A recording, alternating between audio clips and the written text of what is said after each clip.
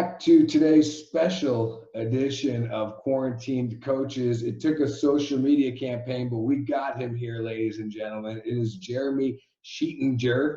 Sheetinger? Got it. I got that right. You said you go with the hard G? RG, man. That's the way I go with it, but it's up to you. Okay, and from Georgia Gwinnett College and professional podcaster. So thanks so much, man, for getting on here and jumping in with me. Josh, I really appreciate the opportunity, man. Any chance to talk about GGC, but also be your first NAIA coach on Quarantine Coaches, man. I'll tip it off for you. I'm ready to rock. Or the college tour. I didn't get an NAIA school on there. Just saying. I mean, it's a good place to start with, man. I think you chose the right pick here. Well, everybody's got NAIA in the blood. They're just not there right now, is what I've seen. Sure. And so I definitely want to jump into that. So I haven't done research like I probably should have done because, as you can tell, I don't have the podcast mic. I'm not a professional journalist or reporter. I'm accidentally, providing a lot of baseball content right now.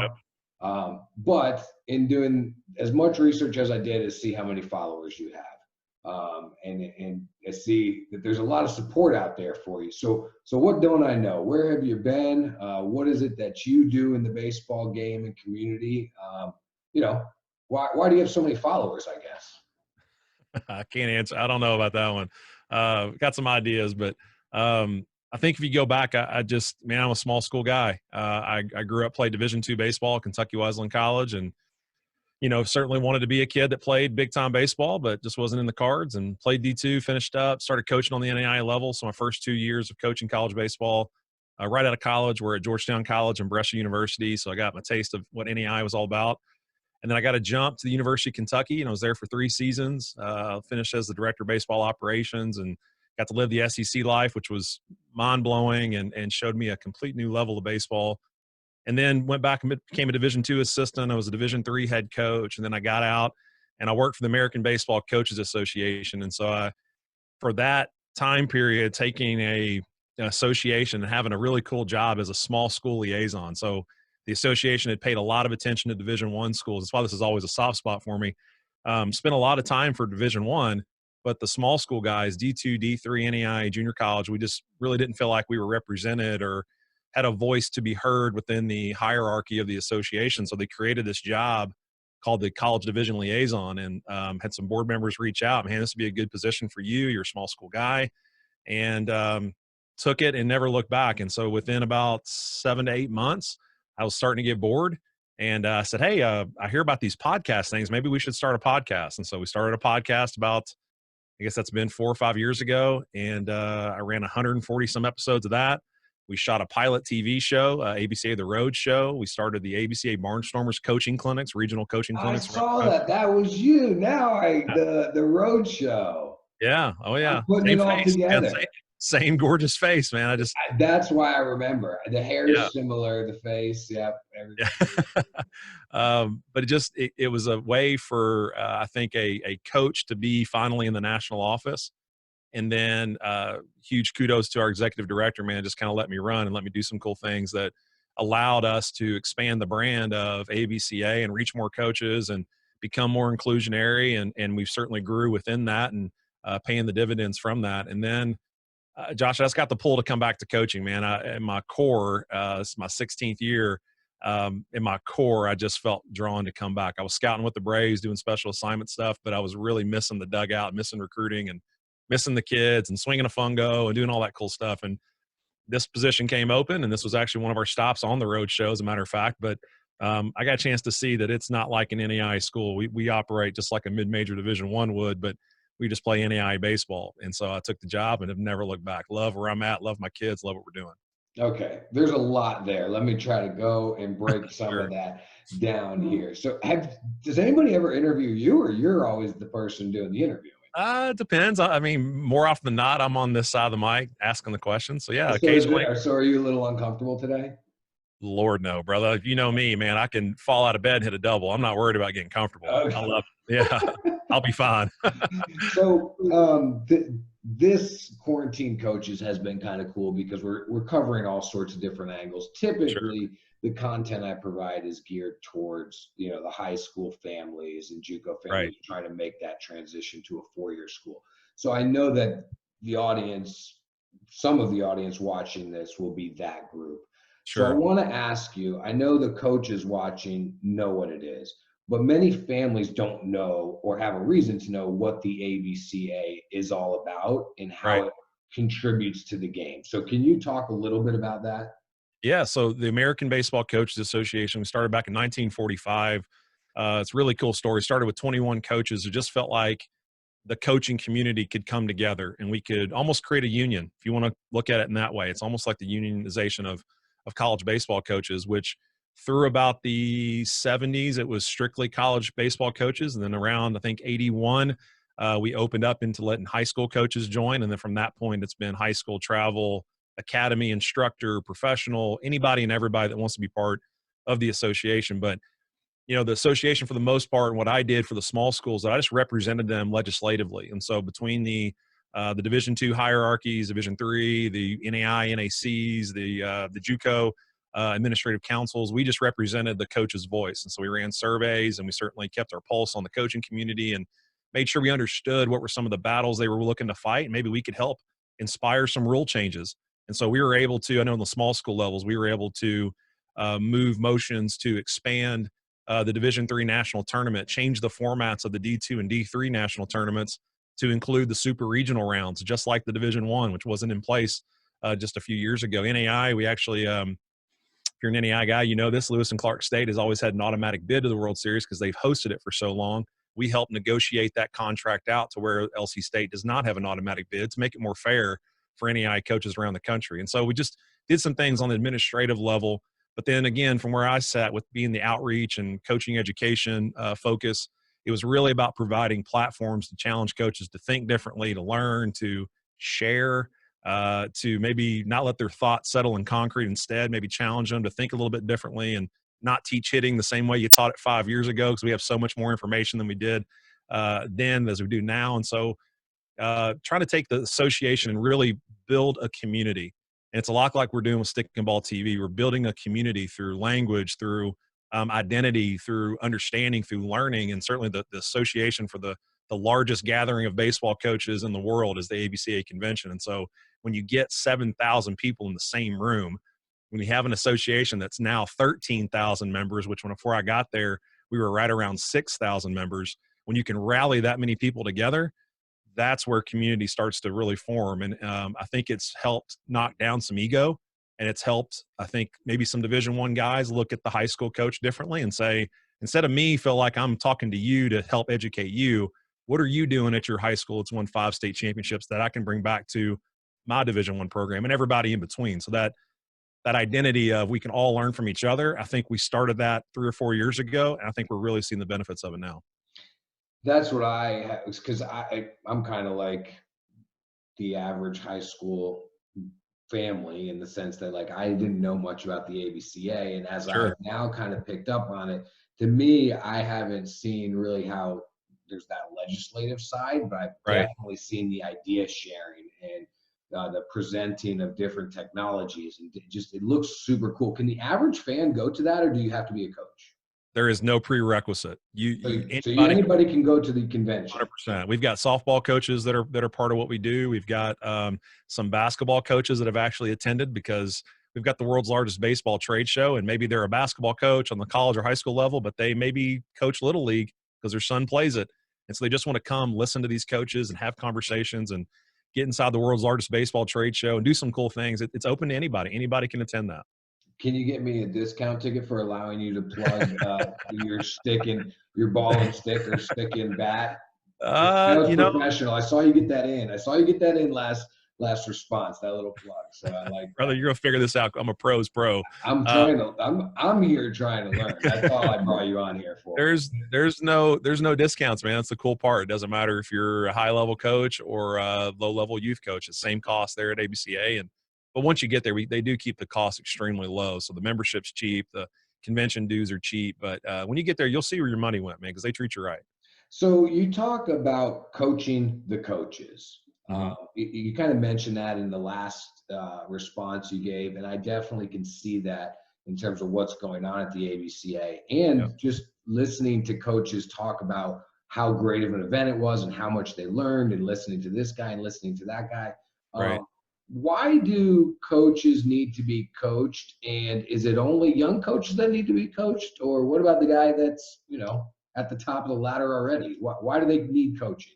I think I'll go back. I think a few years ago, I think there was a pulse within baseball that, again, not especially the influx of social media and information. And again, I think 5 years ago, a lot of coaches maybe were pretty rooted in what they've done, how they built their program, what their philosophies are, what they taught on a daily basis, how they went about it. And you got old coaches, man, that still don't reply to their own emails. So you've got, again, the technology boom and the coaching world, and now the players inside the community really utilizing social media. And you did have a lot of guys that really weren't plugged in. And I think what we tried to do was help them understand that it's okay to not be tech savvy, but it's not okay to stop learning. Those are two different things. You can not know how to navigate. And, I've had I can't tell you how many people that have handed me their phone so that I could help them find that purple podcast button and then get them over to our podcast and put it on their phone. And they're like, I didn't even know that was there. It was hidden in some folder. I've done that. I can't even begin to tell you how many times. That's okay to not know how to navigate an iPhone. I'm with you. But I say this again, to teach hitting the same way you did 5 or 10 years ago today, dude, your players are going to look at you cross-eyed because they have access to more information than they've ever had before.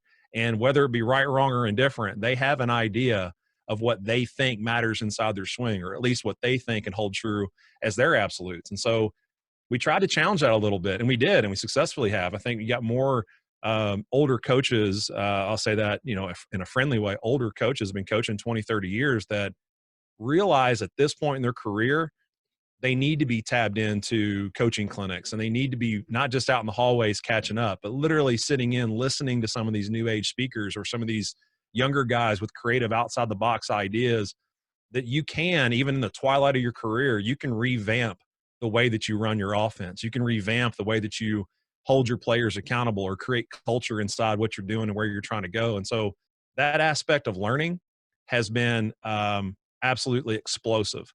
And go ahead. No. So what I'm trying, you can teach a coach who's been in the game for a long time how to teach the game in new ways to his players. 100%. Can you teach or convince the coach that they should be thinking differently about like change their philosophy? Like, for example, the old school way of swinging, chop the tree. Like, can you convince a coach that, hey, we want more of actually dropping the backside level bat path? Old dogs can learn new tricks. 100%. Okay. I have been privy to so many conversations with some older guys. I think of a few right off the top of my head of literally walking out of a coaching clinic, say Barnstormers, and a guy presents, and I try to include some younger guys with a little more flavor, and not that they have all the answers, but man, they're on to something. The reason they're there is because they're successful, not because they're creative. They're successful. They're having success doing what they do. And I've had these older coaches come off and go, tell you what, man, there's something to that. And then the follow-up is, yeah, I changed my approach. I changed the way I talk with parents. I changed the approach in our team dynamics. I changed the way that I act in the dugout. I moved off third base and now I'm in the dugout. I heard a coach. It's whatever those details might be, but to have an older coach say that is pretty neat. But it's the younger coaches that I think that, at least from the ABCA perspective, and again, now what we're doing with stick and balls, we're trying to make these younger coaches realize. I love it. Dude, I love it. you better be rooted in learning. Like, if you want to commit to being something, and I know you think you want to be the best infield coach in the country, you better be committed to being a lifelong learner first, and then being the best infield coach comes later. But you can't be a guy that, hey, I was taught this and I believe this, and this is what I'll always teach. You're going to get passed up because you've got to be willing to adapt. You got to be malleable. You got to be like water. You got to be willing to free flow and never let your thoughts settle. You just kind of keep them muddy, keep them flowing, so that you're allowing these conversations that you have, either it's through a podcast or it's through a coaching clinic or a phone call, and you're hearing this different information. I think you hear it differently instead of listening for something that cues with what you already teach. That's a closed-minded approach, as opposed to, dude, teach me. I know nothing. Tell me how you do things. I don't have to use it, but at least I'm going to hear it and take it for what it's worth. So as a teacher, we always talk about differentiating instruction, right? Sure. The way you're delivering things so that kids can pick up on it. How do you coach coaches? Like, I can't imagine that just standing in front of them and telling them new ways and showing them video is going to convince them to change the way they've been doing things for 20 years. I think you hit them from a lot of different angles. And this is why I thought it was important to create a podcast. The podcast medium to me is so special. I was talking with Jack Warren, who runs Top Coach Podcast. He's the godfather. He started these so long ago. He's 300 and some episodes in. And I was telling him, he's like, the time that I left ABCA to the time I got Georgia Gwinnett, I had about a 4-month period where I wasn't doing any podcasts till we started the Dugout Chatter one back up. And I'd literally just felt empty. That the fulfillment of talking through this mic with another coach and asking questions and learning along with our listeners was huge for me. I grew so much, not only as an interviewer, but you grow as a communicator, as a learner, as an educator. And so we felt, when you think about the dynamics of this, if somebody turned off the video right now, Josh, and they were just listening to us, they can't see with their eyes, but they can certainly feel with their ears. And through the earbud, they can feel emotion, they can feel passion. I hope that my passion's coming through right now, and you should be able to feel that through your ears. That's the power of the podcast medium. And so I think when you start to get more coaches dialed in and listening and willing to listen to various coaches across every front and listen to how they teach various aspects of the game or talk leadership or talk personal growth or whatever those dynamics might be, it hits you much differently. So that felt like that was a really good platform we needed to master. The video aspect is you're right in the middle of the visual learner likes to see things happen in front of their eyes. It's no different than watching TV. It's no different than dialing into social media. Static images don't get as much traffic as videos do. That's just our body and our mind and our eyes. They like to watch things move. And so trying to create the video series with the Road Show, we did some extra innings features. We, did the Barnstormer videos. We filmed those and then put those back out for our coaches to consume. That helps. I think the visual aspect helps. But then also creating more opportunities. That's why I thought it was important to start the regional coaching clinics. When you've got one main event, the ABCA convention, which again, 3, 4, 5, at the time, 6, 7,000 coaches go to that. But it's always in cities that not everyone can get to, Nashville or Chicago or DC or San Diego, whatever. And so you want to create these things that get to various parts of the country. Don't let it be an excuse that they can't get to the national convention. Create an opportunity for them to go to a coaching clinic in their hometown. And so do more to create access. And so ABCA runs 21 events. 20 of those are Barnstormers coaching clinics. Now there's access points to better information and connecting with regional coaches. And so you've got to hit them multifaceted from different angles with different approaches, with different mediums, because not everything fits for every guy. A lot of older coaches don't get dialed into podcasts. That's okay. A lot of older coaches rather sit at a coaching clinic and listen to a guy speak. A lot of younger guys are into videos, podcasts, and the coaching clinic. So you're just trying to hit them on different levels and meet them where they're at. But you can teach old dog new tricks, man. But just like these young guys, we're trying to get them to understand, at least from the ground floor of the coaching community, that you better start learning. You better start finding opportunities, a mentor, someone that can guide you in this path, because you need to stay in a constant state of learning. That's what's going to make you the best. Take out the technology part of the game, because that is just evolving so quickly. Okay? Sure. And that just creates a weakness and a challenge for every coach, regardless of their age. That's right. New technology, new technique, you got to constantly learn. Yeah. Aside from that, what is, maybe one or two of the common weaknesses that you feel like you're going back to in coaching coaches on in a lot of cases? So the first one is coaching for the right reasons. And that's not a cliche. That's not, trying to sell a book. There's a lot of coaches that are out there. There's a lot of people that you are have out a there. book too? No, but if I did, it'll follow suit with that idea. Because for me, Josh, and I'll get back to the group. Like I spent my first 11 years, I talk about this a lot. I thought I was a very ego driven. I was out for myself. I was out for wins and losses. If I win here, I get the next best job. And so I spent 11 years doing that. And at ABCA, I was able to come into a true servant leadership role where I was literally serving coaches. and creating platforms to serve them and listen to them. And that made me a much better coach. I'm a much different coach in the dugout at GGC than I ever was before. I think there's a path that every coach hits along their journey that they start off that way to some extent. They start off in a way of, well, I do need to build my career. Well, I do need to build my resume. Well, winning will get me where I need to go a lot faster. Most coaches start off in this game not making much money at all. I started off making $0 in a ham sandwich. And my next job, I got a huge raise at $5,000. And my third job, I got a huge raise at $12,000. And my fourth job, I got a huge raise to $18,000. And then when I became a head coach, I thought in the shade, I was making 30. And there's nothing wrong with any of those paychecks, but when you're trying to feed a family and you're trying to, grow a career and you're 30 some years old and you're looking at an $18,000 paycheck. Nice. There's definitely something wrong with those paychecks. Coach, so I think every person that jumps in this goes, well, if we win and I'm the best, and as we grow and I'll make more money and I want to make a huge paycheck, I get it. But I think the majority of coaches, the ones that are having success now, not that they don't ever fall off that train, but they start to figure out that if I truly, on its core level, and this is running a business, this is, again, like where you're running a platform, it's why are you doing what you're doing? And when you answer that question, go a layer deeper. Well, at its why am I doing this? And then go one more layer deeper. Because if you land for a coach, you land at, it really is about these players. It's about their experience. It's at the end of the day, if I don't have a relationship with our guys, then why was I coaching them to begin with? When you don't consume, make sure your wins and losses don't overseed wedding invites and birth announcements. There's a point where you start to coach for the right reasons and you start to coach for the player and the development. I can honestly say this year, Josh, I didn't raise my voice once with our guys because it's not about me screaming to feel better. It's about me teaching the lesson and helping them understand this is part of growth. This is part of maturity. It's part of becoming a man. So coaching for the right reasons is one.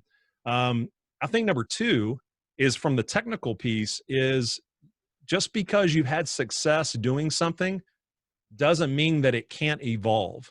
And so I can name 5 right now in a premier league in the country that I know at least a couple of years ago were teaching their program, and especially around hitting. It's always one guys like to root themselves into. They were teaching the same hitting philosophy they had 10 years before. Well, it's because they've had success. And when you've had success, it's hard to walk away from what's working. But you have to acknowledge that it's not about flipping the model on its head. It's about evolving the model. It's about branching off that tree into various aspects because, again, your players now who have more information and have grown up in environments where they are privy to technology and numbers and metrics and language that maybe you weren't using 4 or 5 years ago, you have to speak to them now. And so you got to meet them where they're at. And to watch some of those guys evolve or hire a younger coach and dish off some responsibility and let him run the system inside your model. It's good to see them grow in that way. So I think those are the 2 areas that you see the most is just the fact that most guys, need to work through the fact of why are you willing to sacrifice time away from your family to go spend it with someone else's kid? The other side of it is you've got to be willing to take your thoughts and your philosophies and you've got to kind of manage them in a way that you allow some entry points. Great story real quick. Mike Fox goes to the World Series a couple years ago. Mike Fox could sit in front of any coach and say, I'm not changing. Dude, I've won a lot of games here. I'm 30 years into this. I got a system in play. And he has a young 21-year-old analytics student and assistant coach walk in and go, Coach, I think if we paid attention to these numbers and these metrics and we built our lineup around this, I think we could have more success. And he literally just, Baseball America article to a T says, if there's a better way, then we need to do it. And adopts the plan, changes his whole philosophy, and that team goes to the World Series. It just shows at any point in your career, you can get better, and you just got to stay in that mindset. So how are you getting better? Man, these conversations, even you and I right now, I've tried to probably the last 6 months, make a real mental decision that each day I'm going to live in this hyper awareness mode that at any point, any conversation, any glancing conversation out there in the world, not now, some quarantine, but on a normal day with an athletic director or our softball coach or our tennis coach or our soccer coach or a player, trying to be hyper aware that something they say could change the way that I think. And so I'm trying to, through this conversation, man, you're making me communicate in a way when we hang up, I'm going to go, man, I'm glad I talked that out. I'm glad I got to the root of that. That really helped me maybe simplify or conceptualize a point. So I get better with conversations, man. I live on this phone. I don't mean that like in a healthy way. I'm on this phone a lot, whether it's text messages or replying to social media or creating Zoom calls, or I got a great Marco Polo group I'm in now with a group of high school coaches that win state championships every year, and they're making me better and I'm learning from them. I think you just surround yourself with people that are on the same journey as you. Well, I how don't come you made me get 188 likes to get you on here to talk? 188 NAIA baseball programs, man. I just want to Well, why'd I represent have to get NAIA. any likes? Why'd I have to get any likes if you're so hyperactive about learning these conversations? I just want to represent, man. That's what I Okay. do. That's why I'm wearing my uniform. I'm just showing that NAI, we have uniforms. So I'm wearing my nice Nike Dons here. Uh, But I think, what do you think right now are, what is your biggest weakness right now as a coach? woo, how long you got? The biggest for me right now is going into year 2. I really felt solidified, and it went against my patience level of implementing the culture that I want to have in place here at Georgia Gwinnett. I really took a 3-year tier step approach to implementing that, and I can look anyone in the eye after year 1, and man, we are exactly where we're supposed to be at the end of year 1. This was the tightest, most connected group I've ever coached. We finished the year 23-2. We're on a 22-game win streak, like number 3 in the country. I really felt like we had a chance to do some special things, but it was more the connection, the buy-in, the understanding of how we do things. We changed a lot, but if you ask a player, they may not recognize some of the changes because I try to, empower them into the process of it all. And so right now, going into year 2, Josh, what I'm struggling with right now is making sure that in my head, my impatience level is to really jump ahead. Well, man, if they got it year 1, then let's really, I need to be smart about that. And again, patient, knowing that at the end of year 3 is when I need to personally evaluate where we're at. So I'm sorting through that right now. I'm challenging everything that we do, man. I'm challenged. I got brand new staffers. I got 2 full-time assistant coaches that'll be back again, but I've also got 2 brand new assistant coaches that'll be on staff. I'm trying to hire a student assistant. I'm trying to hire a videographer that will be with our team year round. I'm trying to manage a staff of maybe in about 7 guys.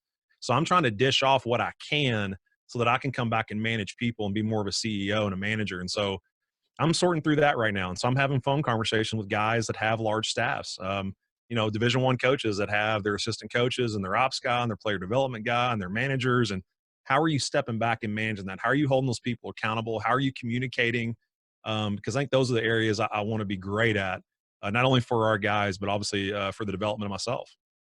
So I'm going to take, I want to jump between the lines with you here and Sure. get more to the on the field baseball stuff. But before we transition to that, Yep. because social media is such a big deal these days, that's really how I found you, connected with you. That's how I'm putting out this series.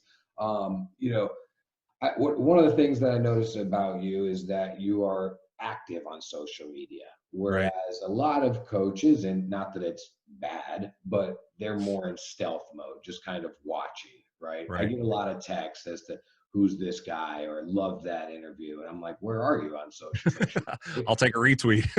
Right. Yeah. Like why? Yeah. In fact, for anyone who's done a quarantined coaches episode, I have spent my time making no money. The least you could do is please retweet the It's episode. the little things, man. I know. Yeah, I almost put that in a tweet last night, and I'm like, I'll just wait. Maybe people will catch on. Yeah.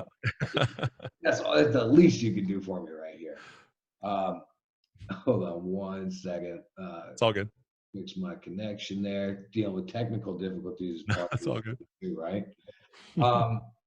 So I know why players use social media. Yep. To help them with the exposure. How could the use in being, active like you are on social media help a coach? I think, and it was really good that you kind of came back to me last night, and I really tried to simplify this, and I'm gonna say this, and it may rub somebody the wrong way, and I'm okay with it. Let me explain. But I think you've got to be cognizant of building your brand. And it's funny because when you dive into social media, it's like everybody on Facebook, for instance, that's one medium in particular where you post pictures of your smiling family and you post pictures of, you very happy. And we all know there's moments where that ain't who you are and that ain't how your kids act. And so I think it's just, you're trying to represent and put a front out that, man, we're the happiest family ever, when a lot of us have issues at home that we're dealing with or struggling with, or personally or professionally. Um, so I think the brand needs to be genuine. But I think you got to keep in mind, as a coach, even as a high school player, you're in control of your own brand. Like, you actually control the narrative. And so that's a really fun opportunity to create for yourself an identity that goes beyond someone that doesn't know who you are. And so if you plug in, and again, speak very, very transparently. If you plug into my social media, I hope you see a limited amount of I's, me's, and my's. I hope you see a bunch of exclamation points, because I'm pretty passionate. I hope you see a lot of jokes and jests, because I'm as self-deprecating as the next guy, but I love to laugh and I love to make others laugh. And I hope you find a lot of positive remarks. If you find remarks inside my Twitter that are polarizing or coming at someone or from a negative aspect, please find it, screenshot, and send it to me, because I don't think there's very many on purpose. Because in my heart, that's not really who I am. But more importantly, I control the narrative that's out there in social space. And I'm not going to be polarizing. If you can't get down with me, there must be something wrong with you. Because I'm a pretty good dude, and I'm pretty likable, and I'm pretty positive, but I control that narrative. And so what I get back to is that's part of my brand. That's part of, if you want to know who I am, man, plug it in. That's who I am as a professional speaker, as a podcaster, that's what you get. But guess what? That's who I am every day. That's who I am in front of my family. That's who I am in front of my team. It doesn't change. And so my brand's genuine. And for those that know me, know that's true. Well, it's the same way for any coach. Is you've got to be willing to use the platform and use it for what it's worth, to put yourself out and represent who you are. And look, I'm going to say this because this is reality. There's a lot of coaches that were coaching high school or were coaching college that are now into professional baseball because they were willing to put their brand out through videos, through social media, and now they're coaching professional baseball. And if you're a little butthurt that those guys got opportunities and you didn't, then that's on you, Sweet Pickles. You should have been out building your own brand. You should have been out putting your videos out. That guy got the infield job with the Angels because he was putting infield jobs on social media. You can call it self-promoting. You can call it whatever you want. But that dude's coaching professional baseball. If that's where you want to be, you might want to look at the system and use it for what it's worth. Build your brand. Get it out. What about the coach that says, I don't care about building a brand? Is it still, is using social media beneficial for them in their program? It is 100%. It's marketing. It's marketing 101. So you don't necessarily have to in those respects. You can use social media for what it's worth. It can be an information space, really paying attention to who you follow and the information that you get. I learned, I have articles. I have, certain outlets that produce articles or videos, or I do various sports. And so I'm getting some stuff from basketball, some stuff from softball, some stuff from tennis, because I like to just challenge the outside the box thinker and try to get to the nuts and bolts of what makes these people tick, because really it's competitive. Really it's performance based, and I can bring that over to baseball to make myself better. So I think you just use it for information. But look, if you're a coach and you're not on there building your brand, again, I'm not saying that negatively. You don't have to, but you better use it to promote your program. And again, winning takes care of everything. But guess where kids are spending their time? They're on social media. They aren't navigating websites. And so if you got somebody, and that's why I'm trying to up our game here at UGC, I want someone that from a again, a cinematic perspective can build some videos that allow us to put some stuff out. Or at practice, instead of me pulling out my phone, I want my student assistant to be able to pull out his phone and videotape us talking infield play or during batting practice, so we can represent our program. We can build that brand of our program out there in social media space, because guess what? There's junior college kids that follow our account. There's Division I kids that go to other schools, but they aren't happy, and now they see us, and now they want to come play for us. I know that they're out there on social media. They ain't navigating websites, checking out archives. They're on Twitter, they're on Instagram, they're on Snapchat, and we need to be there right there with them. And so building your brand, again, just funnels into what you're trying to do. It is marketing 101. So again, I go back to me personally. If I put my brand out, I get more speaking engagements. Had a coach ask me, man, why does everybody ask you to come speak? Because I put my brand out. Like, do you want this positive message of transparency and vulnerability in front of your coaches? Then I'll come speak. Don't be mad at me when I get an opportunity. That's where it comes back to. The guy who's really good but isn't on social media, That's okay. Be really good, because when you get there, you better be really good. But you better not look at it and go, I wonder why I'm not getting asked to do these things. Well, no one knows who you are when you hang back in the shadows. And if you want help with it, DM me. I will help you in any way that I can. I'm not the expert on this, but I love helping people, love connecting people. That's, again, I love serving. I love being in that spirit of helping others see things a little bit differently. And man, if we can do something to grow your account or grow what you're trying to do, I'm all for it, man. I think any of us can always get better in that respect, because this social media thing ain't going away. They ain't dropping Twitter tomorrow. Well, great. Help me build my account. What do I got to do? I think at its core, and this is where I told you, taking over ABCA's social media, we were like 5,000 followers, and it was like a job posting site. So where I looked at it was on two fronts. I think you got to be cognizant of language. The language that you use either builds or pushes people away. And so we wanted to build a community. And so we use words like fraternity, community, um, really trying to inspire.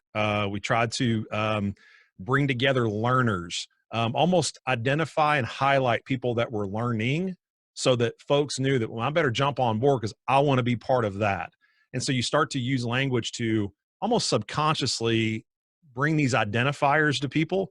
I identify with that. I have pride. So we use proud a lot, proud ABCA member, because you should have pride in being part of the world's largest coaching association. We use that word. I identify with that. I want to be part of that. So we use language, but then you also got to be very cognizant of content, and you've got to give variations of content, and you've got to give content that hits them on different fronts.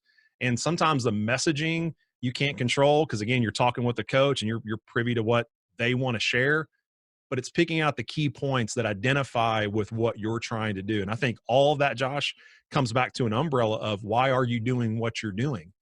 And again, love you. Is it to grow followers? You grow followers by putting out really good content. Unless you want to buy a bunch with bots, you can buy a bunch and grow your account if you want, or you can just put out really good content like you're doing. And over time, those numbers jump for you. And again, all that is just reach. So you put a tweet out and you know you can reach that many people, but people identify with language. They also identify with mission. And so at your core, it's coming back to, I'm going to put this out because I think this is what's best for players. This is going to help someone. This is going to help a coach. This is going to help a parent.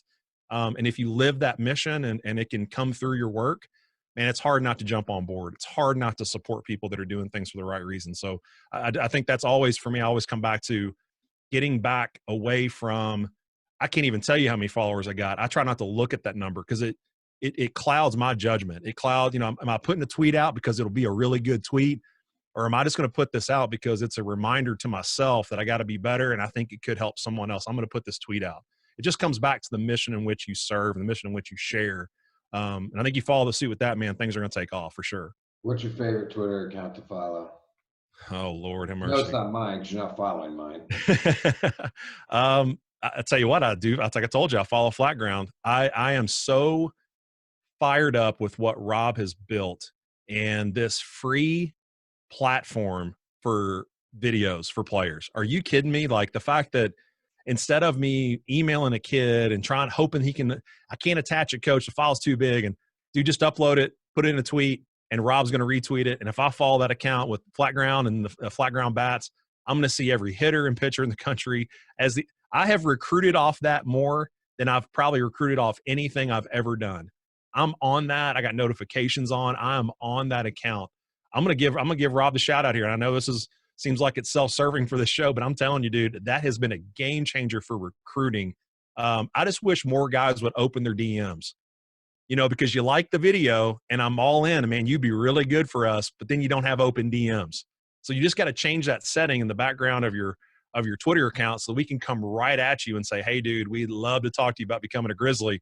But you got to change that setting. That's the only other addition I'd add. I'm wearing my Flat Ground shirt today. I see that. That was the deal Rob made with me. Provide content, spend endless hours providing free content, and I get a T-shirt. That's it. I can't even get a beanie on. No doubt. I don't know what I got to do to get. Jeez. Man. Awesome. All right, let's go between the lines here. Sure. You have the background, the experience. You probably could coach. You probably have your pick of the litter. Why Georgia Gwinnett and NAIA baseball? So, and again, back to my roots, man. Broke in as an NAIA coach. I think I got to meet a lot of my best friends, a lot of my mentors. And what's really cool, I think, once you break in with NAIA or you coach on the NAIA level, you either identify with the lifestyle or you identify with the people or you don't. But the ones that do, they're NAIA guys. And I'm an NAIA guy, man. I'm a blue collar guy. I did not come from money. I did not have a lot of opportunities out there. I value everything that I'm given. I'm grateful for what's in front of me. And to me, that's an NAIA guy. We're not looking for, and we got really cool gear. I always say this when I'm recruiting against some Division I schools. Hey, they got good sweatshirts. We got really cool gear too. We're a full Nike program. Like we've got it set, but I know there's a lot of NAIA guys, man. They cherish the stuff they get and they cherish the opportunity to play on a really nice field or a coach that takes care of them. You know, we would sweep games, Josh. Like I said, we won a few in a row. And after sweeps, I'd buy our guys milkshakes on Mondays. And it's little things like that that's NAIA driven. That's at its core. It's at the root of really good baseball. And I felt when I looked at the opportunity to get back to coaching, and I did. I had some opportunities to go to some Division I schools, and I don't say that to brag. I really wanted to come back to small schools. I think when you look at what Georgia Gwinnett has, like I mentioned earlier, I can run basically a mid-major Division I program. We just play NAIA baseball. And our setup is, again, one of the best inside of small school college sports. Our program is set up and it mirrors and it looks like, just like our campus, it looks like a Division I institution. Our budget's great. We got 2 full-time assistant coaches. We've got really good players. It's a program that was built, 7 going on 8 years ago, and they've been to 3 World Series. We've averaged 47 wins per year. I mean, we've done everything we're supposed to be doing. I wanted to see if I could come in and put the culture in place that I think can build a championship program. And then more than that, can we do it over a long period of time? I'm in this for the long haul. So I didn't take this job to win and then 2 years take another assistant job. And I took this job to be here for 40 years. And I want to build literally a prominent upper echelon year in, year out, consistent winner at Georgia Gwinnett College. I get to work for the best AD in the country, Dr. Darren Wilson, who is a rock star who could be anywhere else in the country. He chooses to be at NAIA at Georgia Gwinnett. We've got a staff, again, around us in the department that all are winners. I call them dudes, even though we got a couple females, I still call them dudes. They're just awesome people that challenge you to be better. So I looked at some places and I know the route. I've been on that stage before. I know the route. But man, when NAIA, you can control your lifestyle. And I got 2 young kids, man, and I want to be home when I want to be home. And I know that I can control recruiting. If I want to be on the road, I can go be on the road. If I just want to work my phone, I can work my phone and still get the same level of player. I want to control my life. Right. That was what I was going to ask. Does Yeah. part of choosing NAIA is because you could do things like this in your podcast and be involved with ABCA? It opens up Yeah. time, but you answered Yeah. that. What among the baseball community, what are some of the major misconceptions about NAIA baseball? Uh, Again, good question. I think for the common player, I think, and this is no fault of their own. I think it's what they have access to. I think if you asked the random high school junior right now, let's say he's from up the street here in Lawrenceville, and you said, "Hey man, what 3 schools do you want to go to? Where do you want to play college baseball?" He's going to say Georgia, Georgia Tech, and then UCLA because they got really cool stirrups. Those are the 3 choices that he's going to say. He does not hit the floor and say Georgia Gwinnett College, and that's okay because we still need to build our brand and our consistency. But that's reality, and I think it goes back to they see those games on TV, ESPN, ESPN2. The bases loaded. They show all the Division I games. You got to get back into ESPN3, or you got to do the digital network here at GGC to find us and see us play. But I think the minute that a player sees who we are and the level of talent that we have and the kind of players we have on our field, I think they'll see pretty quickly that you could go a lot of places and not see some of the kids that we have on our field. And again, I think when you're not privy to it and you've never seen it, it's like, the high school coach right now that sends me a message. Before I got on the phone with you, a high school coach sent me a note, and I love it. The fact they want to place their players in our program, it's an awesome feeling. But when the guy says, "Hey, I got 2 or 3 guys for you," and you're like, "Hey man, I'm going to shoot you straight. We got about 14 kids in this recruiting class, and we only got 1 of them that are high school.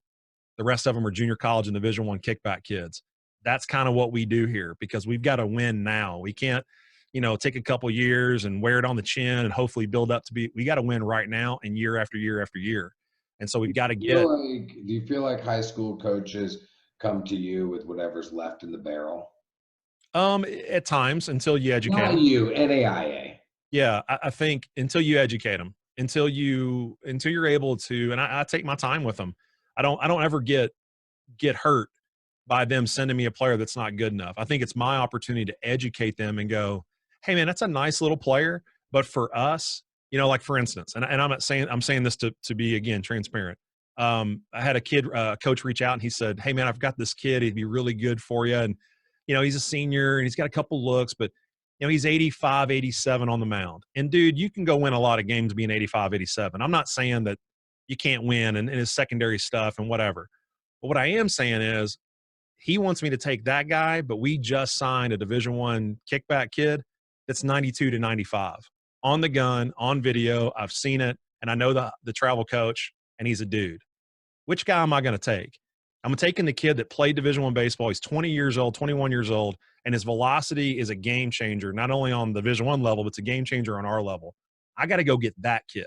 So you just got to educate him. You really do. You got to take your time and be patient and just go, hey, I appreciate it. So let me give you an example.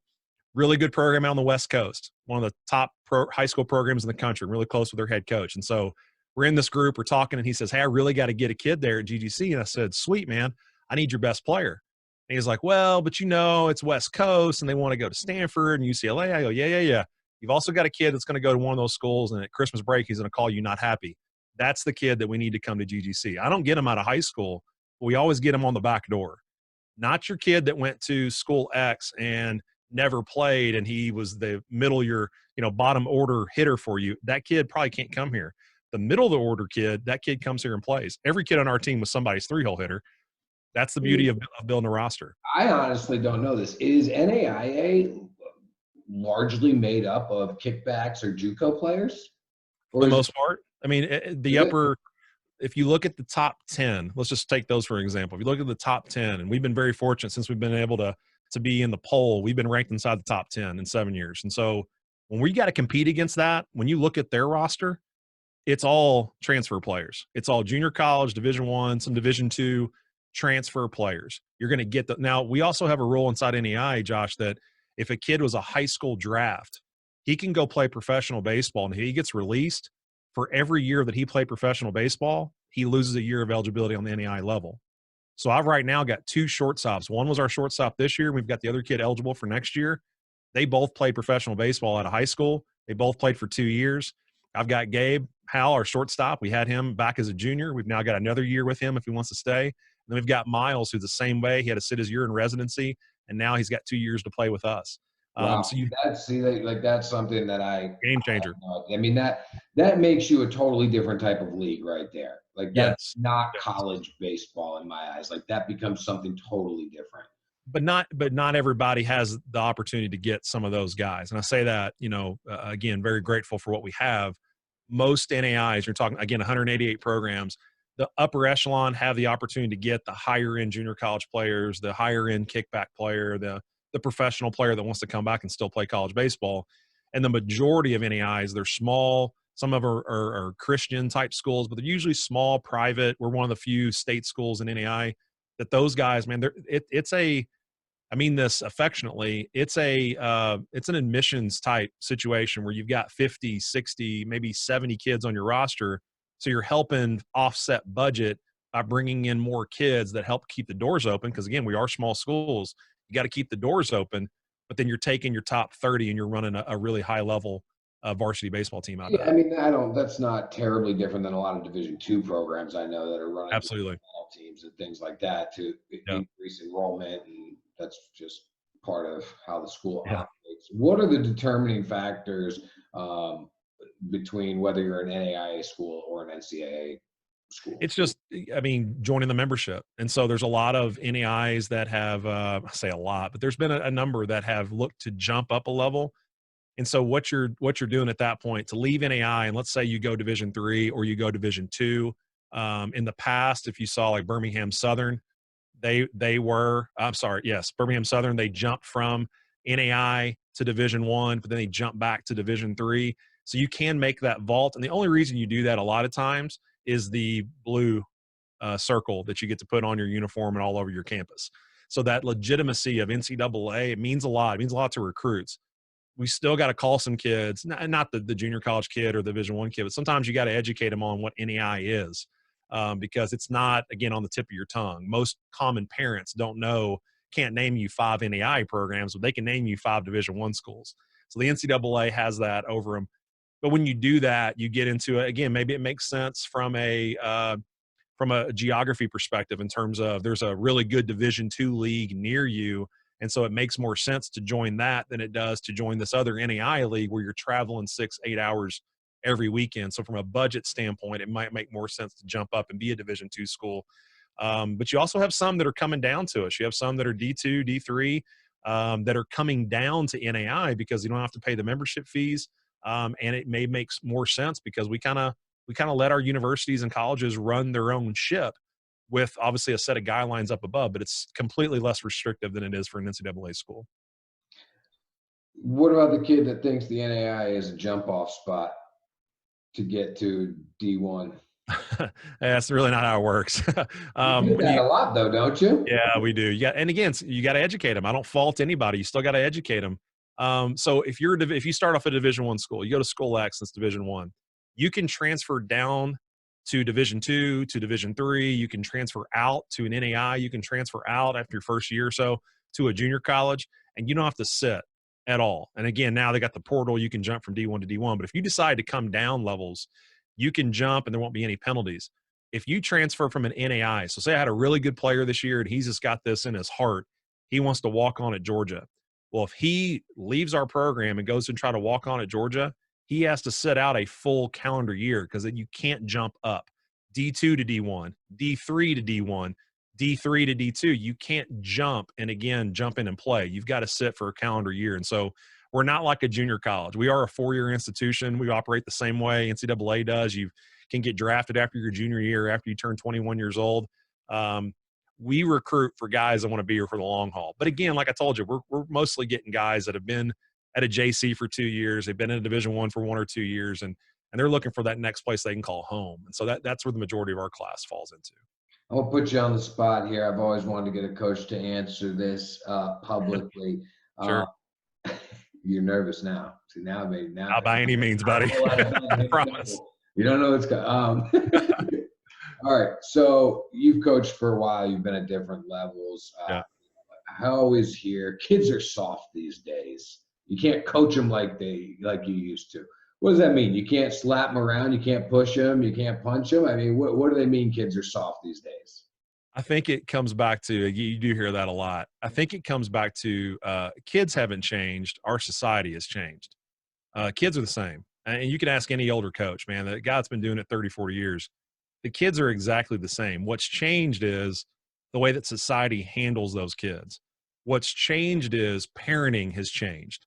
You know, like the same household where, and I didn't grow up in this, but I got some friends and obviously, you know, some fellow coaches that you couldn't backtalk your dad. You know, you couldn't, everyone sat at the dinner table. You know, you only had the TV on for a couple hours a day.